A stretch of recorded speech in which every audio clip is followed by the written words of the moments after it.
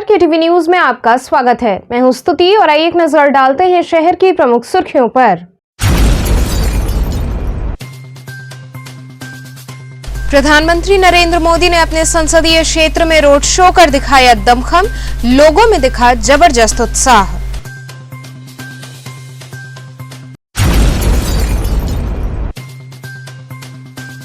कांग्रेस नेता राहुल गांधी, प्रियंका गांधी व सीएम भूपेश बघेल ने बाबा काशी विश्वनाथ के चरणों में नवाया शीश।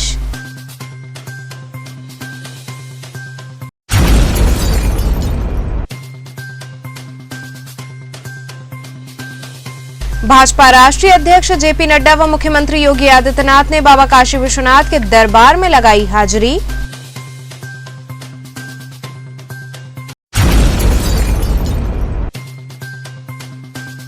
और आम आदमी पार्टी द्वारा मछोदरी पार्क से निकाली गई पदयात्रा।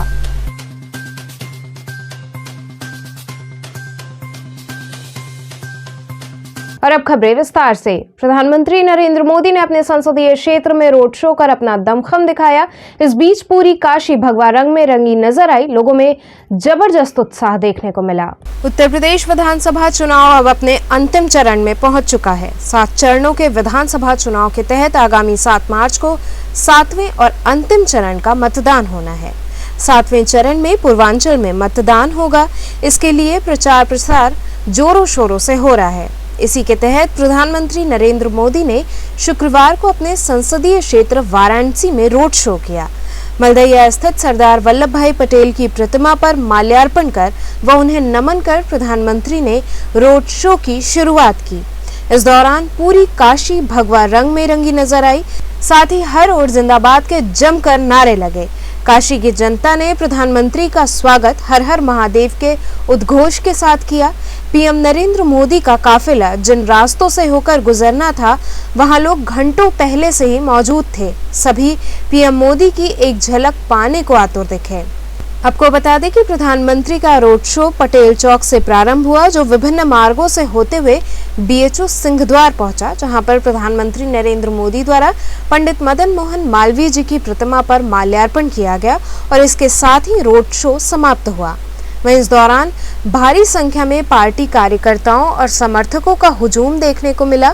जगह जगह लोगों ने प्रधानमंत्री के काफिले पर पुष्प वर्षा की और जोरदार नारों के साथ उनका स्वागत अभिनंदन किया। वहीं इस बीच प्रधानमंत्री भी लोगों का अभिवादन स्वीकार करते चल रहे थे। लोगों का उत्साह देखते बन रहा था। वहीं इस दौरान सुरक्षा की दृष्टि से व्यापक प्रबंध किए गए थे। चप्पे चप्पे पर पुलिस फोर्स सहित एसपीजी टीम मौजूद रही और उन्होंने मोर्चा संभाला। वहीं ड्रोन के माध्यम से भी पैनी नजर रखी गई। आगमन से पूर्व आला अधिकारियों का शहर भर में चक्रमण चलता रहा। आज ऐतिहासिक स्वागत होने जा रहा है। आज के पहले भी जब मोदी जी काशी में आए, सड़कों पर निकले, तब काशी की लाखों लाख जनता सड़कों पर उनके स्वागत में उमड़ पड़ी थी। आज फिर से वही रिकॉर्ड फिर से टूटेगा और एक नया रिकॉर्ड आज काशी की धरती पर कायम होगा।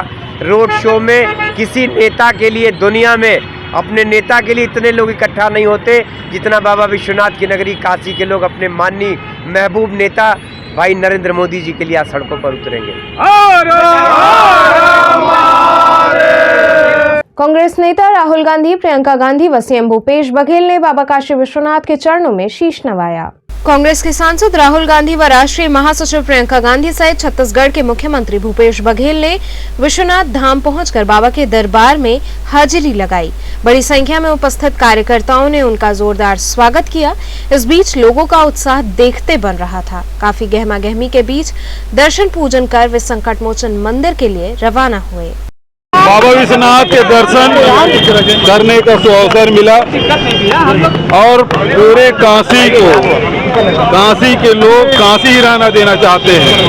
क्वेटा नहीं मनाना चाहते और जो क्वेटा मनाना चाहते हैं उसको वापस भेजना चाहते हैं। आज हम लोग माननीय प्रियंका गांधी और राहुल गांधी जी का स्वागत करने के लिए आज विश्वनाथ बाबा के जो है धाम के बाहर मुख्य द्वार पे उनका स्वागत करने के लिए खड़े हैं। निश्चित तौर पे जिस उम्मीद से माननीय प्रियंका गांधी जी काशी में आके 2 दिन से वास कर रही है, काशी के लोग उनकी आवाज़ को सुनेंगे और इस बार निश्चित दक्षिणी हो या जो है 8 विधानसभा, इस बार जो है कुछ न कुछ निर्णायक निर्णय काशी देगा।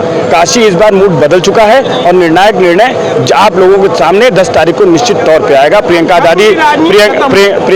गांधी जी जो दो बार जो काशी में बाबा भोलेनाथ जो माँ दुर्गा के आशीर्वाद लेकर के यहाँ से चुनाव का शंखनाद किया था, उस शंखनाद को निश्चित तौर पे काशीवाजी विजय में तब्दील कर। देखिए किसका स्वागत में लगे आप लोग आज यहाँ पर हम लोग के देश के नेता माननीय राहुल गांधी जी और हम लोग के युवाओं के दिल की धड़कन प्रियंका गांधी जी यहाँ पर आई हैं। हम यहाँ के काशी वासी, बनारस के वासी माननीय राहुल गांधी जी का, प्रियंका गांधी जी का हार्दिक अभिनंदन नंदन और स्वागत करते हैं काशी नगरी में। साथ ही हम इस चुनाव में इस दक्षिणी और इस बनारस से यह घोषणा करते हैं कि बनारस के अंदर परिवर्तन की लहर चल रही है। इस बनारस के अंदर महंगाई पे चुनाव हो रहा है। इस बनारस के अंदर कोरोना के नाम पे जो उपयोग हुआ, कोरोना के दौरान जो लोग मरे, उसके नाम पे चुनाव हो रहा है। यह चुनाव जाति और धर्म और संप्रदाय के नाम पे राजनीति करने वालों को बनारस के वासी करारा जवाब देने जा रहे हैं। भाजपा राष्ट्रीय अध्यक्ष जेपी नड्डा व मुख्यमंत्री योगी आदित्यनाथ ने बाबा काशी विश्वनाथ के दरबार में हाजिरी लगाई। प्रधानमंत्री नरेंद्र मोदी के रोड शो में शामिल होने के लिए वाराणसी में बीजेपी नेताओं का जमावड़ा लगा हुआ है। बीजेपी के राष्ट्रीय अध्यक्ष जेपी नड्डा वाराणसी पहुंचे। उन्होंने काशी विश्वनाथ मंदिर पहुंचकर बाबा का दर्शन पूजन किया।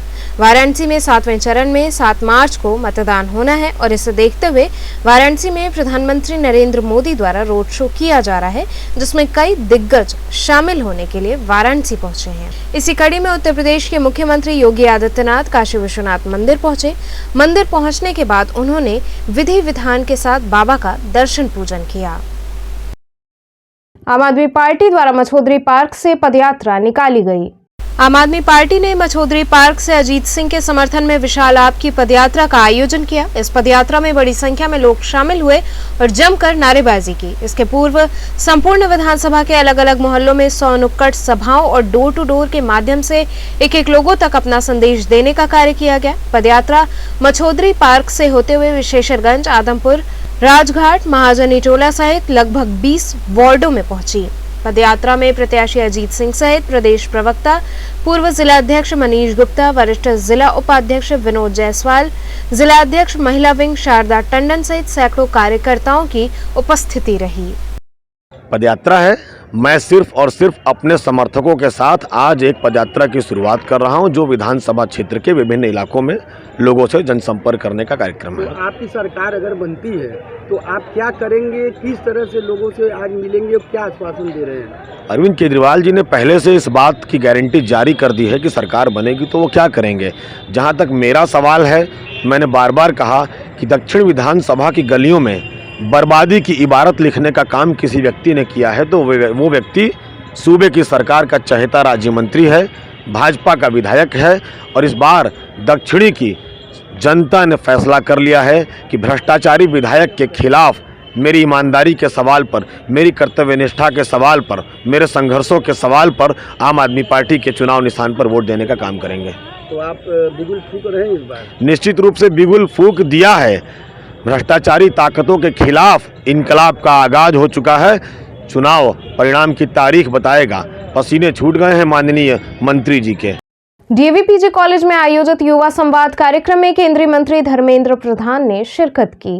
21वीं सदी का भारत विश्व का नेतृत्व करेगा और यह संकल्पना भारत के युवा शक्ति द्वारा ही संभव की जाएगी। ये बातें केंद्रीय शिक्षा मंत्री भारत सरकार धर्मेंद्र प्रधान ने डीएवीपीजी कॉलेज में आयोजित युवा संवाद कार्यक्रम में बतौर मुख्य अतिथि कही। शिक्षा का भविष्य और भविष्य की शिक्षा विषय पर बोलते हुए केंद्रीय मंत्री धर्मेंद्र प्रधान ने कहा कि 34 वर्ष बाद देश में नई शिक्षा नीति लाई गई है, जिसके परिणाम काफी सकारात्मक होंगे। सरकार के सामने सबसे बड़ी चुनौती नौजवानों को अवसर देना, महिलाओं को बराबरी का अधिकार अधिकार दिलाना एवं गरीबों का स्वाभिमान बढ़ाना है, जिसमें हम काफी हद तक सफल रहे हैं। युवाओं से सीधा संवाद स्थापित करते हुए उन्होंने कहा कि प्रधानमंत्री नरेंद्र मोदी ने डिजिटल विश्वविद्यालय की परिकल्पना की है। उसके लिए विशिष्ट लैब के लिए डीएवी पीजी कॉलेज से उपयुक्त कोई जगह नहीं हो सकती है। धर्मेंद्र प्रधान ने युवाओं का आह्वान करते हुए कहा कि हमारी सरकार युवाओं के प्रति समर्पित सरकार है। युवा ही इस देश की दशा और दिशा दोनों बदल सकते हैं। इस दौरान उन्होंने छात्र छात्राओं के सवालों का भी जवाब दिया। कार्यक्रम की अध्यक्षता प्राचार्य डॉक्टर सत्यदेव सिंह ने की। इससे पूर्व युवा संवाद कार्यक्रम का शुभारंभ मां सरस्वती की प्रतिमा पर माल्यार्पण एवं दीप प्रज्वलन के साथ हुआ। मुख्य अतिथि का स्वागत प्राचार्य डॉक्टर सत्यदेव सिंह एवं प्रबंधक अजीत सिंह यादव ने अंगवस्त्रम, पुष्पगुच्छ एवं स्मृति चिन्ह प्रदान कर किया। इस मौके पर प्रियंक देव सिंह, डॉक्टर प्रदीप कमल, डॉक्टर विक्रमादित्य राय सहित बड़ी संख्या में छात्र छात्राएं एवं शहर के प्रबुद्धजन शामिल हुए। यहाँ रुकेंगे एक छोटे से ब्रेक के लिए। आप बने रहिए केटीवी के साथ।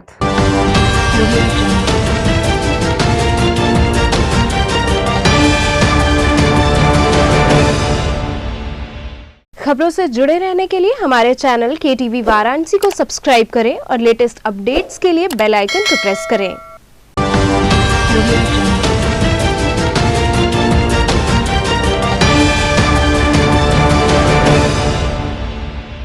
ब्रेक के बाद आपका स्वागत है। पश्चिम बंगाल की मुख्यमंत्री ममता बनर्जी ने बाबा काशी विश्वनाथ का दर्शन पूजन किया। पश्चिम बंगाल की मुख्यमंत्री ममता बनर्जी बाबा काशी विश्वनाथ मंदिर पहुंची, जहां उन्होंने विधि विधान के साथ बाबा का दर्शन पूजन किया। वे जनसभा को संबोधित करने के बाद काशी विश्वनाथ दरबार पहुंची थी, जहां उन्होंने बाबा का विधिवत पूजन किया। वाराणसी नेफ्रोलॉजी सोसाइटी द्वारा प्रेस वार्ता आयोजित की गई। वाराणसी नेफ्रोलॉजी सोसाइटी द्वारा आगामी 5 व 6 मार्च को 27वें वार्षिक सम्मेलन का आयोजन किया जा रहा है। इस कार्यक्रम के मुख्य अतिथि जम्मू कश्मीर के उपराज्यपाल मनोज सिन्हा होंगे। साथ ही विशिष्ट अतिथि लखनऊ विश्वविद्यालय के कुलपति प्रोफेसर आलोक कुमार राय होंगे। इस बात की जानकारी वाराणसी नेफ्रोलॉजी सोसाइटी द्वारा आयोजित प्रेस वार्ता के दौरान दी गई। वाराणसी नेफ्रोलॉजी सोसाइटी द्वारा 5 और 6 मार्च को इंडियन सोसाइटी ऑफ नेफ्रोलॉजी उत्तर क्षेत्र का, जो कि 7 स्टेट्स की कॉन्फ्रेंस है, उस कॉन्फ्रेंस को आयोजन किया जा रहा है। उस कॉन्फ्रेंस में नॉर्थ इंडिया से 7 स्टेट से गुर्दा रोग विशेषज्ञ एकत्रित होंगे, जो 5 और 6 मार्च को गुर्दा से संबंधित रोगों के बारे में और उसके निदान और उपचार के बारे में विस्तृत चर्चा करेंगे। इसमें करीब 40 के करीब जो है शोध पत्र भी पढ़े जाएंगे और अच्छे जो इंस्टीट्यूशंस हैं, प्रीमियर इंस्टीट्यूशंस जिनको बोलते हैं कंट्री के, वहाँ से नेफ्रोलॉजिस्ट आ रहे हैं और वो लोग जो है अपना लेक्चर लेंगे और उनके लेक्चर से हो सकता है कि जो लोग इसमें पार्टिसिपेट करेंगे वो लाभान्वित होंगे और अपने जगहों पे जाकर के नेफ्रोलॉजी डायलिसिस और ट्रांसप्लांट को डेवलप करने में इसकी वजह से सहायता मिले। इस कॉन्फ्रेंस का आयोजन का मुख्य उद्देश्य यही है। इस कॉन्फ्रेंस का उद्घाटन माननीय मनोज सिन्हा जी करेंगे और इसमें प्रोफेसर आलोक कुमार राय, जो कि लखनऊ यूनिवर्सिटी के वाइस चांसलर हैं, वो इसके विशिष्ट अतिथि होंगे। इस कॉन्फ्रेंस के दौरान 3 सीनियर प्रोफेसर्स को life time achievement award north zone की तरफ से, इंडियन सोसाइटी ऑफ नेफ्रोलॉजी के नॉर्थ जोन की तरफ से दिया जाएगा। उनका नाम आपको हम बताना जरूरी समझते हैं। एक है प्रोफेसर विजय खेर साहब, जो कि मेदांता में नेफ्रोलॉजी डिपार्टमेंट के डायरेक्टर हैं। दूसरे हैं पद्मश्री प्रोफेसर कमलाकर त्रिपाठी जी, जो कि पूर्व विभागाध्यक्ष हैं मेडिसिन विभाग के institute of medical sciences BHU के। और तीसरे हैं प्रोफेसर राणा गोपाल सिंह, जो कि पूर्व निदेशक हैं institute of medical sciences BHU के। इस कॉन्फ्रेंस के दौरान प्रेसिडेंशियल ओरेशन जो है प्रोफेसर हरवीर सिंह कोहली द्वारा दिया जाएगा, जो कि PGI चंडीगढ़ में नेफ्रोलॉजी विभाग के अध्यक्ष हैं और इसके बारे में इस कॉन्फ्रेंस में प्रेसिडेंशियल ओरेशन से लोगों को लाभान्वित करेंगे। और प्रोफेसर RK शर्मा साहब, जो कि प्रेजेंट में मेदांता लखनऊ के नेफ्रोलॉजी विभाग के चेयरमैन हैं, ये पूर्व में संजय गांधी इंस्टीट्यूट के निदेशक थे और इनके द्वारा डॉक्टर KK मल्होत्रा ओरेशन दिया जाएगा। ये इसके अलावा भी अन्य इम्पॉर्टेंट नेफ्रोलॉजिस्ट जो कि इमिनेंस वाले नेफ्रोलॉजिस्ट हैं, काफ़ी लब्ध प्रतिष्ठित नेफ्रोलॉजिस्ट हैं, वो लोग आएंगे। तो ऐसा पाया गया कि करीब 16% जो पॉपुलेशन इंडिया का 16% पॉपुलेशन में क्रॉनिक किडनी डिजीज है, और इसमें ज़्यादा वो लोग हैं जिनको पता ही नहीं था कि उनको किडनी की बीमारी है। तो जैसे डॉक्टर पी.के. राय साहब ने बताया था कि बहुत छोटी सी जांच, आप अपने पेशाब का टेस्ट कर लीजिए, आप अपना सीरम क्रिएटिनिन कर लीजिए, इससे आप पता कर सकते हैं। दूसरा, आपने एक प्रश्न कि कौन वो लोग हैं, जैसे डॉक्टर साहब ने बताया कि देखिए सबसे बड़ा कारण जो है वो डायबिटीज़ है। जितने लोगों की डायलिसिस होती है उसमें 50% वो लोग होते हैं जो डायबिटीज़ के मरीज होते हैं। आप किसी से भी पूछिए, शुरू के दिनों में कोई अपनी डायबिटीज की चिंता नहीं करता, उसको क्या लगता है कि मुझे तो कुछ हुआ ही नहीं, मुझे क्या करना है अभी। और दरअसल बात यह है कि जो शुरू के दिनों में अपने डायलिसिस को सही, डायबिटीज को सही रखेगा, उसको शायद डायलिसिस की जरूरत ही ना पड़े। तो ये चीज़ कैसे सोसाइटी में जाना चाहिए, इसमें आप लोगों का रियली बहुत बड़ा रोल है कि अगर किसी को मधुमेह है तो शुरुआती 5 साल 10 साल उसके लिए ज़्यादा क्रूसियल है, बाद में आप उसको नेफ्रोलॉजिस्ट और कार्डियोलॉजिस्ट की जरूरत पड़े। किस एज में टेस्ट करा लेना चाहिए, इसका लगता है कि नहीं 25 से 30 के बीच में? देखिए, अगर किसी को फैमिली हिस्ट्री है क्या, ऐसा कुछ? देखिए, कुछ आदमी का एक मॉर्फोलॉजी होती है जिससे आपको समझ में आती है बात। जैसे किसी घर में माने किसी को डायबिटीज है, ऑलरेडी फैमिली हिस्ट्री डायबिटीज, वो डायबिटिक हो सकता है। ओबीज है तो डायबिटिक हो सकता है। कुछ सिम्टम्स होते हैं जैसे किसी को बार बार पेशाब लग रहा है, प्यास बहुत लग रही है, पेशाब में चींटी लग जा रहा है, तो उसको पता चल जाएगा कि हमको मधुमेह है। तो ऐसे करके वो जानकारी ले सकता है। ऐसी कोई बहुत बड़ी चीज़ नहीं, लेकिन जांचें बहुत छोटी है। दरअसल हमारी खुद की जो लापरवाही है ना, इस समस्या को बढ़ा देती है समय के बाद, और तब हम लोग की जरूरत ज़्यादा पड़ती है। अगर शुरुआती समय में लोग इसके बारे में ज़्यादा अगर जागरूक हैं तो शायद इन जो सुपर स्पेशलिस्ट लोगों की जरूरत बहुत ही कम पड़े। यूक्रेन से सकुशल लौटे डॉक्टर शाह आलम अंसारी का परिजनों ने स्वागत किया। यूक्रेन से सकुशल लौटे doctor Shah Alam Ansari medical officer प्रमुख स्वास्थ्य केंद्र दुद्धी के अपने निवास कजाकपुरा पहुंचते ही परिवार में खुशी की लहर दौड़ पड़ी। परिजनों ने उनका माल्यार्पण कर उन्हें मिष्ठान खिलाया। डॉक्टर शाह ने बताया कि यूक्रेन के पड़ोसी देश चेक गणराज्य हम लोग गए थे बेटी का किसी विद्यालय में एडमिशन कराने। संयोगवश वो लोग तो वहीं थे, मैं यूक्रेन में फंस गया, लेकिन मैं सकुशल वापस आ गया। उन्होंने बताया कि अभी भी स्थिति काफ़ी खराब है, काफ़ी भारतीय वहां फंसे हुए हैं। उन्होंने सरकार से निवेदन किया कि किसी तरह उन लोगों को अपने मुल्क में बुलाया जाए। वो और उनके परिजन भी परेशान हैं। डॉक्टर शाह आलम के बड़े भाई मोहम्मद असलम ने सरकार के प्रति अपनी खुशी जाहिर कर धन्यवाद दिया। मैं यूक्रेन में फंसा हुआ था, जैसा कि पता है वहाँ पर अभी जंग छिड़ी हुई है, तो मैं अपने काम से गया हुआ था अपनी बेटी का एडमिशन कराने वाइफ के साथ।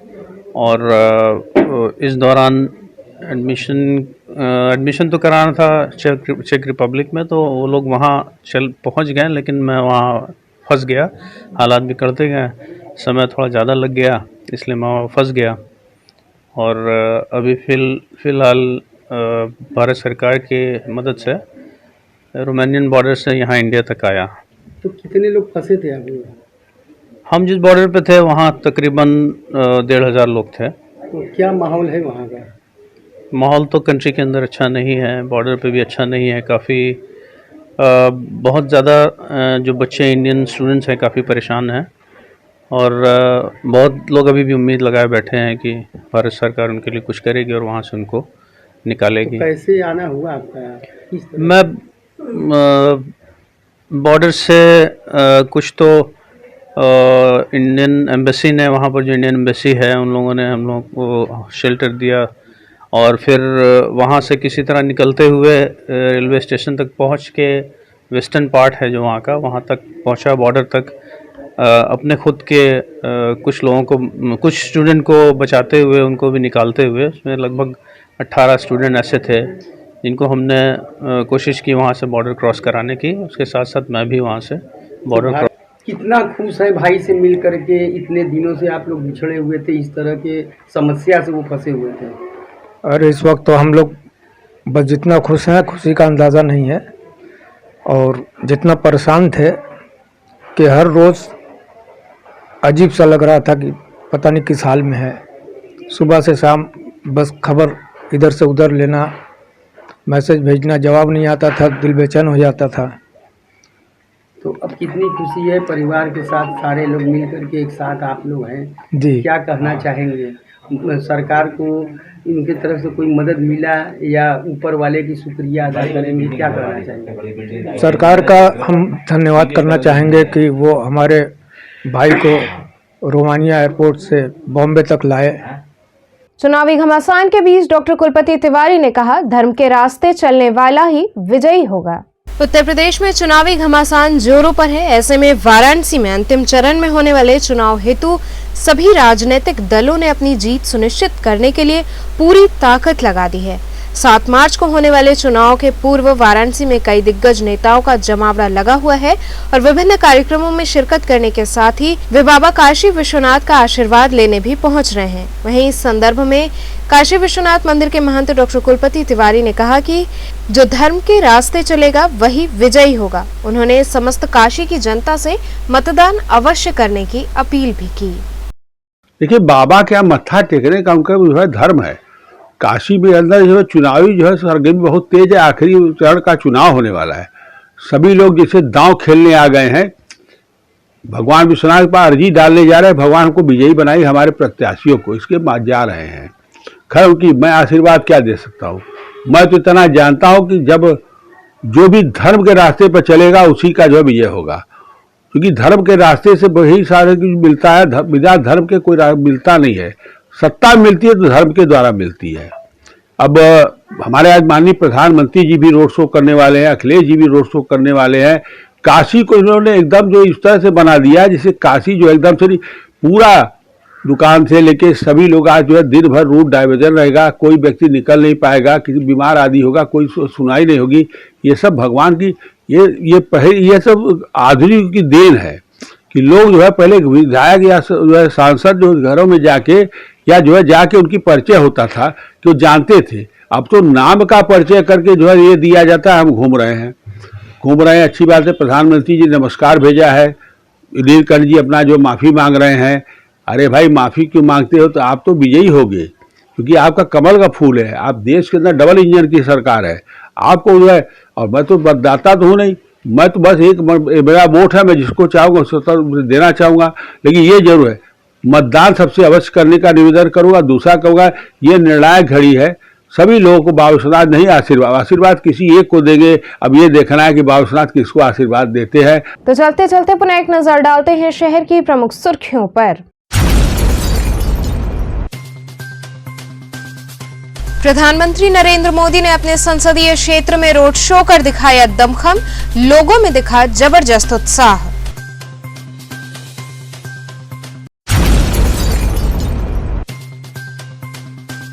कांग्रेस नेता राहुल गांधी, प्रियंका गांधी व सीएम भूपेश बघेल ने बाबा काशी विश्वनाथ के चरणों में नवाया शीश।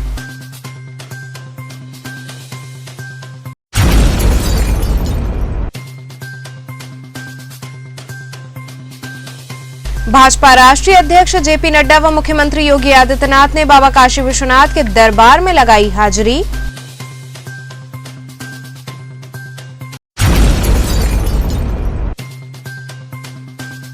और आम आदमी पार्टी द्वारा मछोदरी पार्क से निकाली गई पदयात्रा।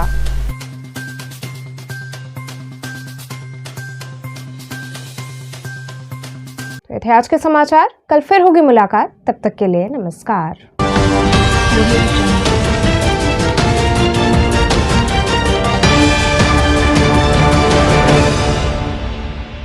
खबरों से जुड़े रहने के लिए हमारे चैनल KTV वाराणसी को सब्सक्राइब करें और लेटेस्ट अपडेट्स के लिए बेल आइकन को प्रेस करें।